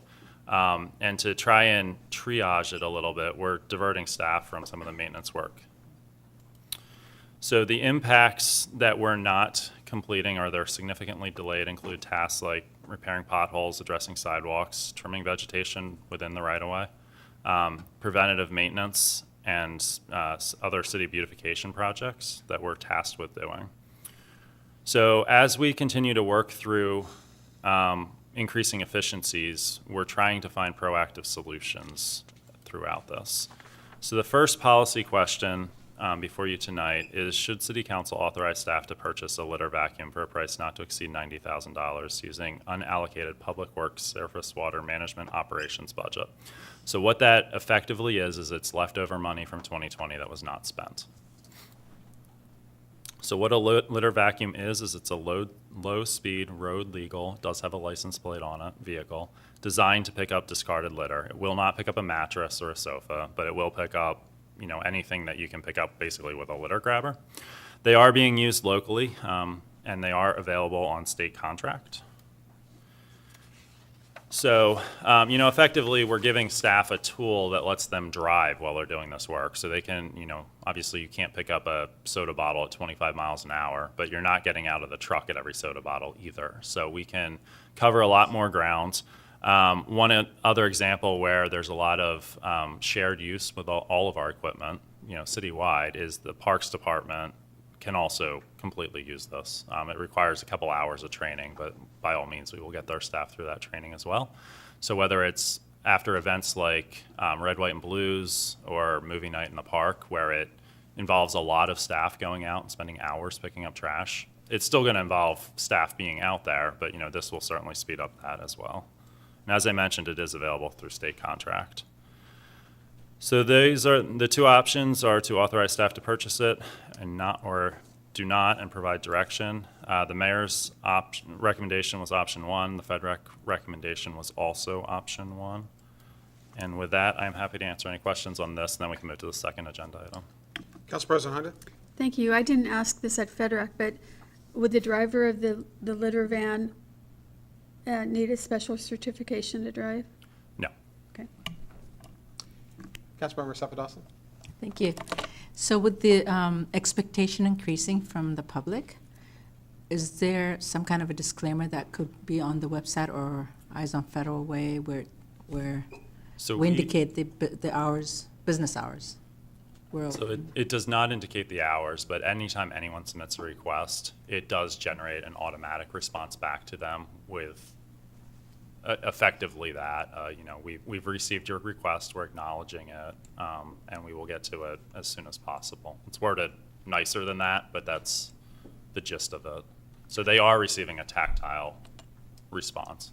So could it say maybe during business hours? Sure. Thank you. Okay. I am, Council President, yeah. what's up? Oh, I am, Oh, yes. Council President Honda. thank you. I move to authorize staff to purchase a litter vacuum for a price not to exceed $90,000. Second. Been a motion and a second. Is there any discussion? All those in favor? Aye. Opposed? Matter passes unanimously. Thank you. All right, now to item E. So the second policy question is, should City Council authorize the creation and transfer of one existing litter control position to operate out of the Solid Waste Fund, which is a restricted funding account, it's just Fund 106, and the creation and transfer of one existing litter control position to operate out of the Arterial Street account, which is also a restricted funding account, which is Fund 102, and backfill the two existing positions within the Streets account, which is Fund 101. And the reason that we have that clearly spelled out is we want to make sure, and we talked about this a little bit about at FedRAC, but we want to be very transparent that we are not modifying the number of positions within Fund 101, which is funded by the general fund, that this keeps that exactly the same. So there's no reduction in funding in the general fund. We are backfilling those two positions. So there's no increase either. So it's static. So what that looks like is to move one person out of one existing position out of the existing Fund 101 to 106, a second person out of Fund 101 to Fund 102, and then to backfill both of those positions within the 101 fund. So as I said, there's no net change to in either direction to what is funded through general fund revenues. In summary, this mirrors the conversation about the workload. So we are able to fund this due to previous restructuring within the 102 and 106 fund, and this was something we talked about at FedRec as well. So part of this, the example I believe I used at FedRec was related to solid waste, where we have found that we found alternate ways to do the large recycling events, and the savings from not doing those two events more than pay for this position. And the kind of the icing on the cake in that conversation is the events that we're doing are actually having a higher total turnout, and we're having a higher tonnage of materials diverted. So even outside of this conversation, when we found a lower cost way to do something that is generating a better result for the community, I would have a very hard time recommending going back to that. And then the 102 fund is a similar story. So the disclaimer is the additional staffing will not provide sufficient resources to get us back to 2020 levels. This is a step in the right direction by all means, but it still will not allow us to hit that 80% targets. As part of the 2020 salary survey, and this was kind of like the gut check that we did, it did identify that we should, for a city of our size, with the amount of infrastructure and the expectations of the community, have 33 maintenance staff. We have 16, so this is in line with the findings of that study. The options are to authorize the creation and transfer of one existing litter control position to operate out of the solid waste utility, which is Fund 106, and the creation and transfer of one existing litter control position to operate out of the Arterial Street Fund account, which is Fund 102, and backfill of the two existing positions within the street account, which is Fund 101. Option 2 is do not authorize and provide direction to staff. The mayor's recommendation is option 1. The FedRec recommendation was also option 1. And with that, I am happy to answer any questions. All right, council, any questions? Council President Honda, do you have a motion? I move to authorize the transfer of one existing litter control position to operate out of the Solid Waste Utility Fund, and the transfer of one existing litter control position to operate out of the Arterial Street account, and to create two new positions to backfill the positions being transferred from the street account. Second. Okay, there's been a motion and a second. Is there any discussion? All those in favor? Aye. Opposed? Matter passed unanimously. Thank you, EJ. Thank you. Okay, authorization to apply for the National Endowment of the Arts American Rescue Plan grants to organizations. We'll have a staff report from Autumn Gresset, our Community Relations Liaison, Contract Administrator. Autumn? Good evening, Mayor, President, members of council. Give me one second here.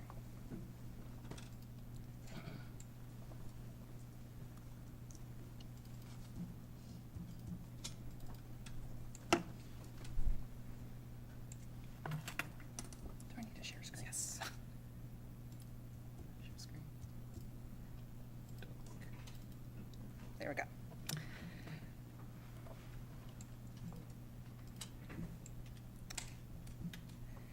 The policy question before you this evening is, should the City Council approve staff to apply for the National Endowment for the Arts American Rescue Plan grant for organizations? The National Endowment for the Arts American Rescue Plan Grants to Organizations program will be carried out through one-time grants eligible to organizations to support their own operations. Unlike other arts endowment funding programs that offer project-based support, rescue plan funds are intended to support day-to-day business expenses, operating costs, and not specific programmatic activities. On behalf of the Performing Arts and Events Center, Federal Way Performing Arts Foundation, and the Arts for Youth program, the Parks Department is seeking approval to apply for the National Endowment for the Arts American Rescue Plan grant for organizations. The Arts for Youth program is based upon the strong belief in providing opportunities for the arts to inspire and educate young people. The performing arts play an important role in vibrant communities, and for a majority of scholars, their visit to our theater is their very first ever professional live arts performance. Research demonstrates exposure to the arts strengthens intellectual and emotional development, especially for low-income scholars. Furthermore, the Performing Arts and Events Center is the only facility in South King County to present school day performances. Arts for Youth has introduced the magic of live theater to K through 12th grade students since 2017 through matinees for school groups that align with and support state and federal learning standards, as well as custom study guides and pre-show classroom visits. Each Arts for Youth season is programmed to reflect our diverse community, the varied stories of U.S. history, and cultures from around the world. Scholar engagement and teacher surveys attest to their special time here, and we are proud of our work strengthening arts education in the schools.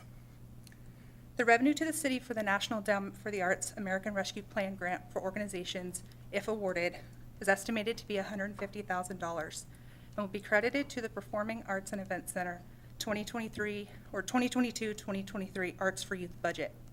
There is currently no cost share or matching funds required, and the grant will assist in offsetting the operating account funded through general fund by paying for the arts education coordinator salary during the grant award period.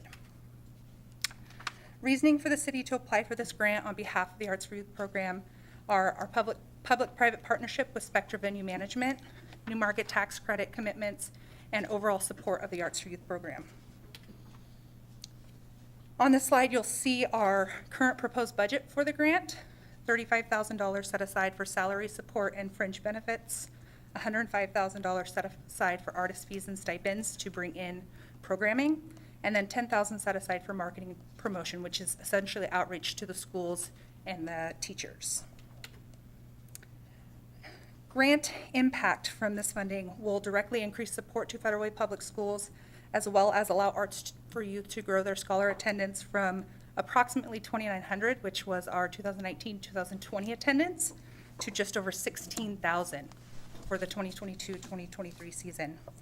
That takes us from about 4 to 7 shows upwards of 20 shows. Options considered tonight are approve staff to apply for the National Endowment for the Arts American Rescue Plan grant for organizations, or do not approve and provide direction to staff. Mayor's recommendation is option 1, and I am happy to answer any questions should you have them. Council, any questions? Councilmember Moore? Thank you so much, Mr. Mayor. The slide that you had, the budget set aside, just kind of help me understand the logic and why you came up with those numbers. Absolutely. Thank you. So where this started from was, how do we impact the entire entity of scholars within Federal Way Public Schools? As we backed that through what that costs per show, how much that costs to bring in students on top of that, the logic was wanting to make sure that we were relieving some of the general fund, as well as being able to fully fund the programming that we bring in. That's where the $105,000 comes into play. That is how much it costs for us to do production and artist costs throughout the season. By budgeting on what has been our average over the last 4 years of programming, that's the number that we came to. And then based off our current outreach with minimal teachers and a little bit of outside district outreach, we felt like the $10,000 mark would allow us to make sure that every teacher before they go back to school has a full program outline so they know their resources. All right. Council President Honda, do you have a motion? I also have a question. Oh, yeah. So the salary support and fringe benefits, is that already someone that's working for the city, and this will be an additional?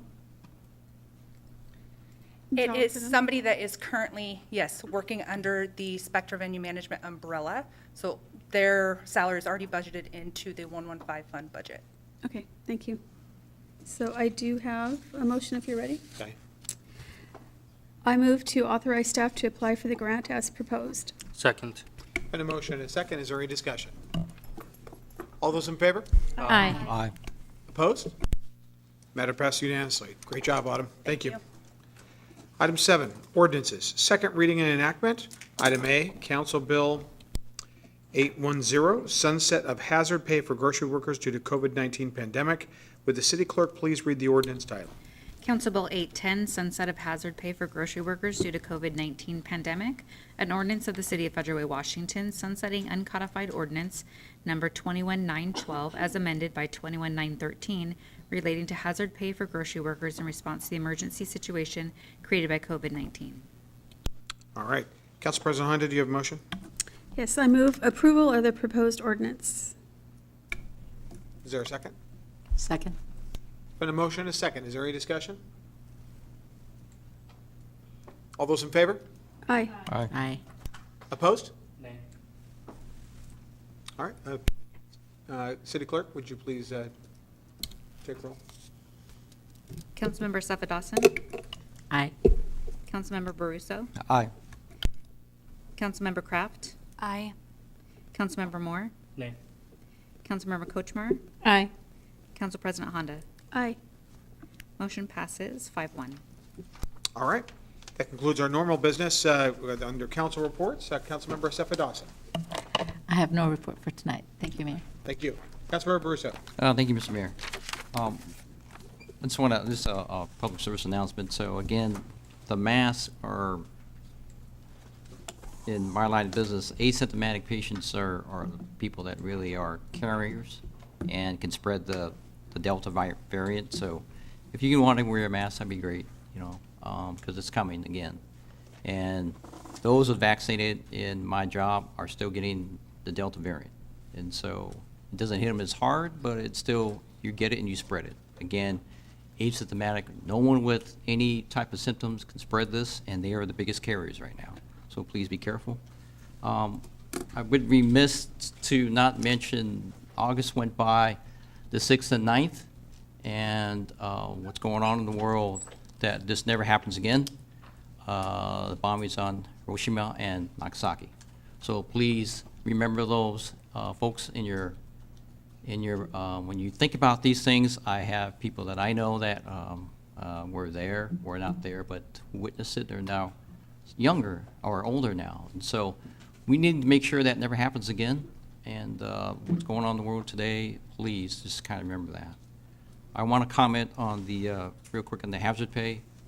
And I mentioned this before with the Delta variant, that although that I voted that we sunset this, that if it does come up again, that I will probably revisit this again, but again with Council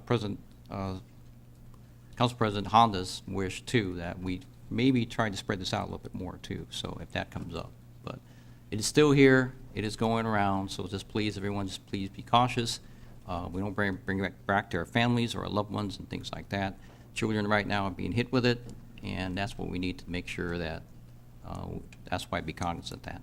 Thank you, Mr. Mayor. All right, thank you. Councilmember Kraft. Thank you, Mayor. First of all, I just want to say thank you for everyone who decided to show up to the special city council meeting and to today's main council meeting. It is really great to see more people involved in local government, even if we may not agree at times. The second thing I wanted to say is to piggyback off of what Councilmember Baruso said. It's been really alarming to me to meet more people whose children have had severe symptoms of COVID. I choose to wear a mask when I'm in larger groups, and I will continue to choose to wear a mask in larger groups indoors.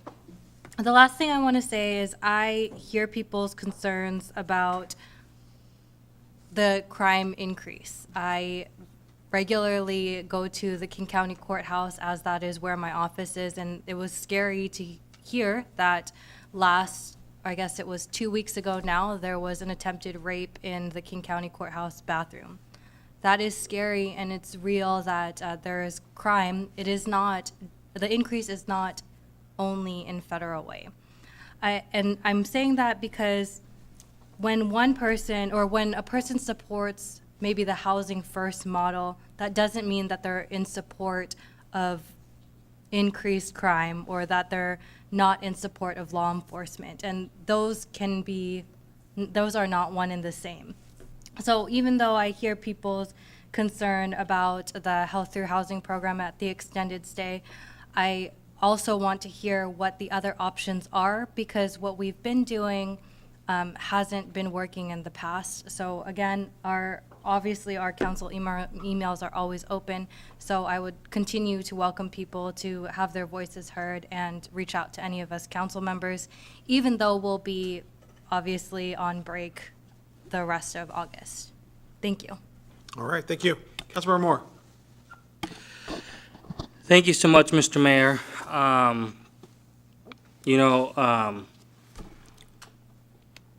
With the Delta variant coming through, I've been hearing a lot of reports on it in the news. I think we all have. I think when it comes to protecting our grocery workers and, quite frankly, our frontline workers, not just in the grocery side, it's other industries, we need to do what we can to protect them and encourage the business community to do the same. I know that I'll be continuing to monitor the variant, just like all of us are. And my top priority is to continue to protect our workers right here in Federal Way.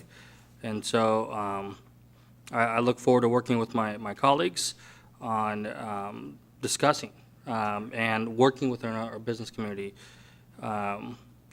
grocery industry, with regards to seeing if there's a need for hazard pay in the near future. I just wanted to comment to that. And I also want to take the time to say thank you to the citizens that came today. It's always a good day when you get a chance to advocate and to utilize your freedom of speech. This is a challenging time, no doubt. Challenging issues, and it calls for us to come together to offer ideas, to listen to one another, and most importantly, respect one another. We can disagree, but respect is utterly important. And it's so important that we take the time to listen, because even though we may disagree, we may find that little something that we can agree on and begin a new journey of working together on whatever issue it may be. In this case, maybe the extended stay and the health through housing. Mr. Mayor, I also wanted to say that we just had our primary election, and the will of the voters have spoken, and I'm thankful to those that exercised that right to vote. I think it's such a powerful thing to be able to look at your ballot and to make that decision. And I just want to thank our voters. Thank you for participating. And while I did not make it, I look forward to finishing these 5 months, as I like to say to our students, to finish it strong. There's a lot of work ahead of us. I am absolutely grateful to my colleagues, and I look forward to getting a lot more things done between now and December 31st. And so with that, I will end my report. Thank you. All right, thank you. Councilmember Kochmar. Oh, thank you very much, Councilmember Moore. Mayor, Council President Hunt and I will be, I don't want to blindside you, she may have already told you, we're going to go down to visit the ANEW program, ANEW, in Auburn, to see with Billy Hetherington from the Carpenters Union to talk about whether or not there's a possibility of getting a program up here. We do have money coming in from the state for high school students for to learn a skill, but what I'd like to look into is re-educating our workers from being retail to skilled workers, and to see if we can't get a program in it would be very beneficial to be next to the transit garage, so that, you know, they could come here and be able to learn a skill. And I'm hearing people all the time saying, goodness, 2 years of free community college isn't going to do you any good. You need to learn a skill. So thank you. Thank you very much. I wanted to tell you that. Also, Mayor, there was a testimony tonight from one individual, I think it was Ken Blevins, who talked about the petition that they gathered that has 600 signatures on it. And the petition had 3 requests. The first one was implementing and enforcing a ban on public camping, including sleeping on benches and at bus stops, right-of-ways, sidewalks, and parks. Tent cities on federal property. Second, implementing and enforcing bans on public use of illegal substances and public intoxication. Third, creating and funding a homeless service coordinator position to connect the homeless to appropriate services. So Deputy President Honda and I met with Brian Call, our attorney, to discuss those 3 issues. And there is a possibility that we could look into an ordinance, potentially. And the City of Everett has already passed one like this, as well as, believe it or not, the City of Los Angeles is looking into this, which is a ban on standing, sitting, or sleeping on public property, such as a right-of-way, a sidewalk. And because that's going to impede foot traffic. And so it doesn't really have anything to do with, you know, it has to do with impeding foot traffic. So that, I think, would be possible ordinance we could look into along with the city attorney. But I think we need to do that before September 30th, because that's the date that House Bill 1220 goes into effect. And I think that any ordinance that we're going to pass in our state has to be done before September 30th. So if you wouldn't mind looking into it, that we only have 2 meetings in September to investigate this issue. All right, Thank you. Okay, we'll do. We'll talk, or Ryan and I will talk about it tomorrow. Okay, thank you. Okay, Council President Honda. Thank you. Federal Way is really quite fortunate. We have a group called Rosebud Children's Theater Conservatory. This is our 12th season, and Holly Rose is the founder and the director. They are currently doing their summer plays, and this is for children. And she does a really, really great job. A couple weeks ago, my husband and I saw the younger kids, the little ones in their play. And then last weekend, we watched Into the Woods, which is the teenagers, and they did an excellent job. This year, because of COVID, they are doing the plays outside, and they are at Sahali Park. Into the Woods will have one more weekend, and it's this weekend, Friday and Saturday at 7 p.m. and Sunday at 2 p.m. You bring a chair or a blanket, and you can contact Holly at www.rosebudctc.org or me, and I will get you in touch. This is sponsored by For Culture, the Federal Way Arts Commission, and SoCo Culture.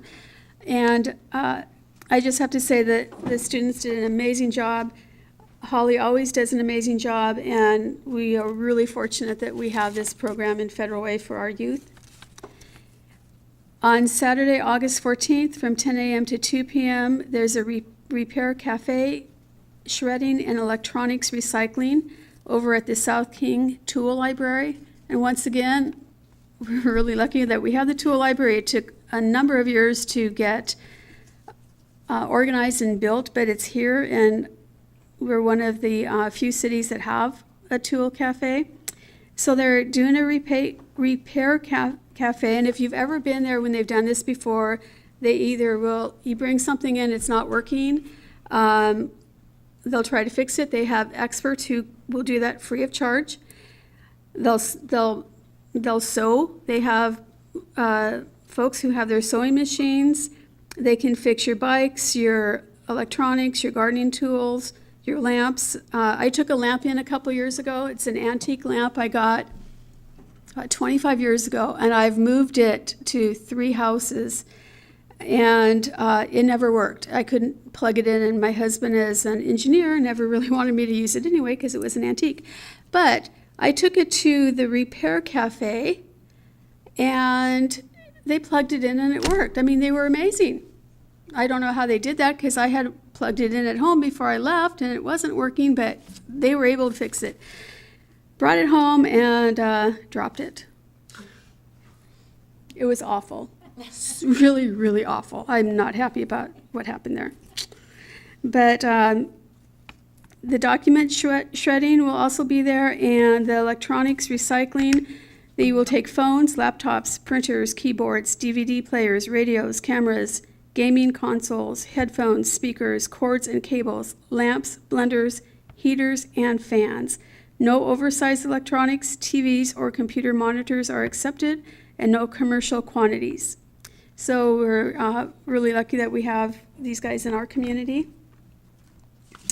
And many of you attended the recent Kiwanis Salmon Bake. So Federal Way, up until probably 18 months ago, right before COVID, we had two Kiwanis clubs. We had the morning club, which called themselves a Greater Kiwanis Club of Federal Way. And then we had the noon club, of which I'm a member and past president. And we merged, and it's been a great merger. But the noon club, of which I'm a member of, always did our major fundraiser as the salmon bake, and working in the concession stand at the Federal Way High School Stadium. The Greater Kiwanis Club of Federal Way, which I think is an awesome name, has done a charity golf tournament. And so this year, the clubs are, our club, which is one big club now, we are doing both fundraisers. And it's the 30th annual charity golf tournament, September 10th, 2021, at North Shore Golf Course in Northeast Tacoma at an 8 a.m. start. To sign up, contact Beverly Triplett or me, and I can get you in touch with her. Once again, all of the money that is raised goes directly to children in Federal Way. We support a number of children's programs, and we would really appreciate your support for the golf tournament, and we do thank you for your support for the salmon bake. We sold 650 meals, I think. It was a beautiful day. And next year we are looking forward to being back to our normal salmon bake, but it was a great day. And I want to talk about public comment. Tonight, I hope we didn't miss any public comment. I don't think we did. I did run through my email just to make sure, but if we did, we didn't intend to. We do have on the city's website, the public meetings page of the city's website, instructions on council comments if you want them read into the record. So for council meetings, it's publiccomment.council@cityoffederalway.com. For committees, it's publiccomment.federac@cityoffederalway.com, publiccomment.lutc@cityoffederalway.com, public comment at prhsps@cityoffederalway.com, which is the Parks Public Safety Committee. We love to hear from you. We want to make it as easy as possible. If you need any further help, let us know. But if an email is sent just to the council, which happened with some of those emails, it doesn't get to the city clerk, and we would like to prevent that from happening because we didn't want to miss anyone's emails.